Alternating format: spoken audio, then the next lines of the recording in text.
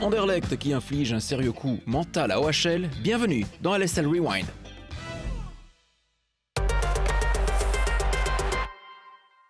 Louvain n'avait pas beaucoup de temps pour se lamenter après la finale de coupe perdue, car à peine 3 jours plus tard, il y a ce duel crucial contre Anderlecht dans la course au titre. Du côté des Bruxelloises, les entraînements ont repris depuis jeudi après l'épidémie de virus de la semaine dernière. Le début du match est une sorte de round d'observation. Louvain commence avec de bonnes intentions après le revers de mercredi. La reprise de volée de Kuipers passe au-dessus. Anderlecht ne parvient pas à s'illustrer. Pourtant, Louvain doit rester vigilant face à la classe individuelle de certaines joueuses. Wijnands avec un centre tranchant, Delabre manque le coche. Les deux formations peinent à assurer le spectacle. Louvain joue mieux, mais ne se crée pas de réelles occasions. Nous devons nous contenter d'un petit échauffement pour Maja Saari. Le danger vient souvent des Anderlechtoises via les centres de Wijnands. Kees et Mertens peuvent intercepter la première menace. La tentative de Jacobs est trop faible. Après la pause, les louvanistes ont le pied sur le ballon, mais elles pêchent toujours dans le dernier geste. Van Dijk aurait certainement pu tenter sa chance sur cette occasion. Quelques minutes plus tard, Anderlecht réclame 2 fois un penalty mais ne les obtient pas. Sur la première phase, le ballon touche le bras de Van Bezo et un quart d'heure plus tard, Kuipers se jette sur Jacobs. C'est clair que sur cette seconde phase, les Anderlechtoises peuvent se sentir flouées par les décisions du corps arbitral. La pluie tombe de plus en plus fort au fur et à mesure que le match avance, ce qui rend le contrôle de balle fastidieux. Van Dijk tente alors sa chance de loin, le ballon passe au-dessus. Sur le dégagement qui suit, les Bruxelloises se prennent les pieds dans le tapis. Maja Saari perd le ballon et un porteur trouve à nouveau Van Dijk. Delooz empêche la frappe de l'attaquante néerlandaise grâce à ce tacle réussi. Van Dijk a une nouvelle possibilité sur ce corner, mais c'est à nouveau bloqué. L'entraîneur Matthäus sent le danger venir. Parce que les occasions pleuvent maintenant pour Louvain qui mérite vraiment de prendre l'avantage. De Troyer remet en retrait, Kuipers sert un porteur, mais Maja Saari maintient son équipe à flot. Très bonne intervention de la gardienne anderlechtoise. Nous semblons nous diriger vers un match nul et du côté louvaniste, les 120 minutes de la coupe de mercredi se font sentir. Anderlecht lance alors Minnaert et Ouzraoui dans la bataille. Elles ne sont sur le terrain que depuis 1 minute lorsqu'elles profitent d'une hésitation dans la défense louvaniste. Et comme au cours des 2 saisons précédentes, les Mauves battent Louvain dans la course au titre sur leur propre terrain. Marie Minnaert donne le coup de grâce après une saison pleine de blessures.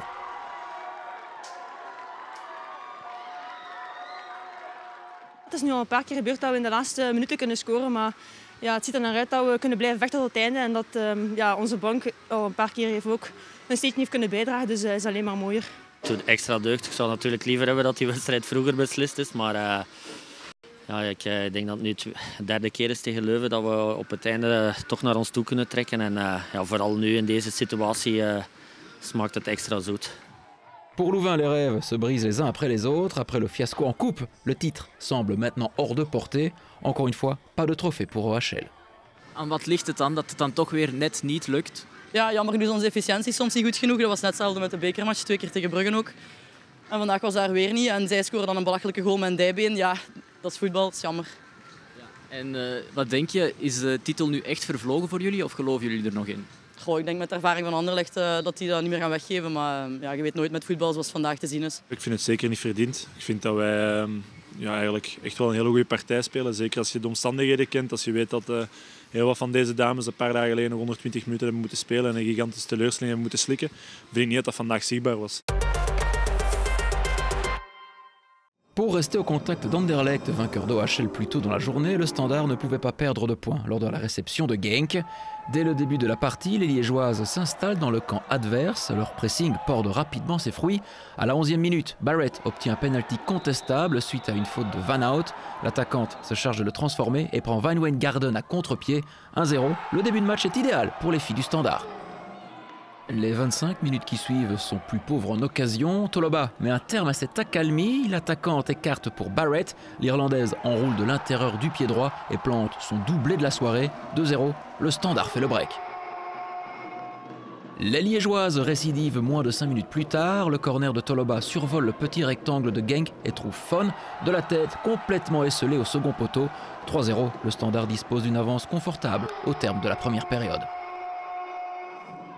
Les Rouges connaissent une baisse de régime en début de seconde période. Genk en profite pour réduire l'écart grâce à un coup franc travaillé de Van Zer qui trouve la tête de Van der Sanden. C'est 3-1 à l'aube de la dernière demi-heure. Le relâchement des joueuses du Standard se poursuit et offre des opportunités à Genk à l'image de cette action limpide, mais la frappe de Van Zer est trop enlevée. En face, les Liégeoises exploitent les espaces laissés par leurs adversaires. Brackman adresse un centre au cordeau vers Ademi. La milieu de terrain élimine son vis-à-vis et redonne 3 longueurs d'avance à ses couleurs. Une belle récompense pour celle qui fête sa première titularisation dans ses playoffs.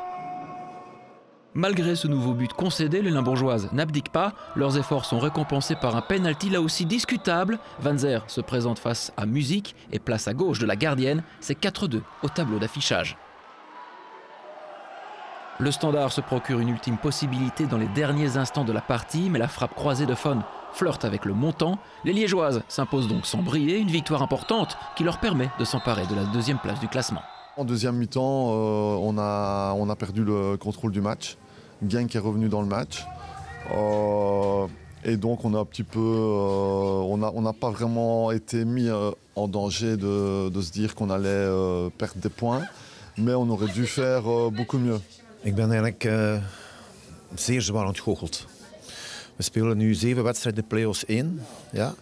In de eerste 45 minuten is juist dat wij op het veld staan. Ja, we doen niks. Als je ziet de 3 doelpunten wat we binnenkrijgen weer. Het zijn allemaal individuele fouten. Ja, sorry, en dan de tweede helft. Dan spelen we wel goed. Dan zetten we op de bal druk. Dan spelen we wel ons spel wat we willen spelen. Ja, dat is frustrerend voor de staf en voor de coach. Dat is frustrerend. Echt, en ik blijf erbij. We hebben een heel jong team wel, dat is ook zo. Maar we moeten wel ons huiswerk gaan maken naar volgend jaar. En de mensen proberen te houden die vanaf de eerste minuut kunnen knokken en intensiteit tonen. Après la victoire en coupe mercredi dernier, Wayele se rendait à Gand à la recherche de ses 3 premiers points en play-off 1. La première tentative de Van Mechelen manque de précision. Dans cette première mi-temps, nous voyons peu de jeux combinés. La meilleure occasion survient après un bon pressing de Lievens, mais face à Maas, la frappe est trop faible. Un exploit individuel pourrait peut-être être la clé, c'est en tout cas ce que pense Retsyn. Cependant, le montant en décide autrement. Juste avant la pause, Retsyn tente à nouveau sa chance. L'aile de pigeon de Maximus ne donne rien. Een slag om Vlaanderen, dat de wedstrijd gewoon heel veel strijd, een heel beladen wedstrijd ook. En ja, we zijn gewoon volop in de strijd gegaan, gelijk we altijd doen, voor te winnen oké, liefst met mooie voetbal. Maar als dat niet gaat, dan doen we dat gewoon op onze manier, op karakter, op inzet als team.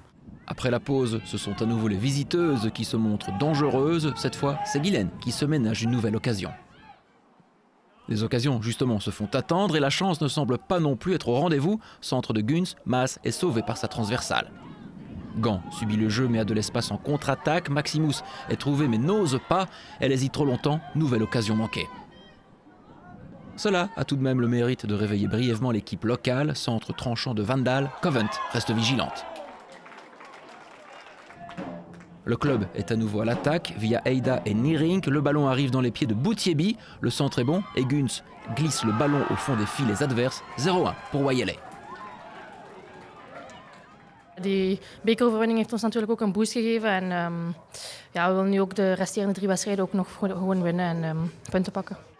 Après l'ouverture du score, les contacts vont être rugueux. La preuve avec ce télescopage entre Eida et Eline. Cette dernière doit sortir hors du terrain. Ik denk dat elke slag om Vlaanderen altijd wel heel bitsig is. Dat altijd een echte strijd is, maar vandaag was het erover. En dat is ook wel het mooie aan het vrouwenvoetbal, dat we er altijd strijd geven. En ik denk dat Club Gent, die wedstrijden, dat altijd voor heel veel vuur staat. Maar vandaag was het een beetje te veel. Les Buffalo semblent perturbés par les derniers événements. Boutiebi peut centrer librement. Elle cherche à nouveau Guns, qui gêne quelque peu Maas. Pas de faute selon l'arbitre, ce qui permet à Kerkhove de sceller facilement le score. Wayele remporte son premier succès en play-off 1 après la coupe et se retrouve à 1 point de la 4e place occupée par Gand. Gand, où le staff médical va avoir du pain sur la planche. Intensiteit mag en dat moet ook in het voetbal. In het vrouwenbal mag dat zelf een beetje meer. Vandaag was misschien bij momenten iets te. Maar oké, er zijn duels gebeurd dat is niet met die intentie om iemand te kwetsen, maar oké, is dat wel gebeurd. Eerst gaan we moeten kijken dat we volgende week wel naar genoeg spelers als geraken, denk ik. Want het ziet er naar uit dat we meerdere spelers voor de rest van het seizoen kwijt zijn. En ja, het Anderlecht, Standaard en OHL die komen. Dus ja, we gaan heel veel ons best moeten doen. We gaan uiteraard ons best doen en hopen dat het op de andere velden meevalt. Au niveau des résultats, le club Oyelais s'est imposé 0-2 à Gand. Le Standard en a fait de même face à Genk, 4-2 et puis victoire par le plus petit écart d'Anderlecht du côté d'OHL. En Play-off 2, le Sporting de Charleroi s'est imposé 3-0 à Woluwe, tout comme Zulte Waregem à Malines. En Play-off 1, Anderlecht a pris une grosse option sur le titre à 3 journées de la fin. Les Bruxelloises sont désormais seules en tête, le Standard est deuxième, OHL troisième. Et en Play-off 2, la compétition est terminée. Charleroi, qui selon les rumeurs ne devrait plus participer à la Super League la saison prochaine, a remporté les barrages. Le week-end prochain, nous serons de nouveau en direct pour le choc OHL Standard et tous les résumés seront disponibles lundi prochain dans un tout nouveau de LSL Rewind. Ciao!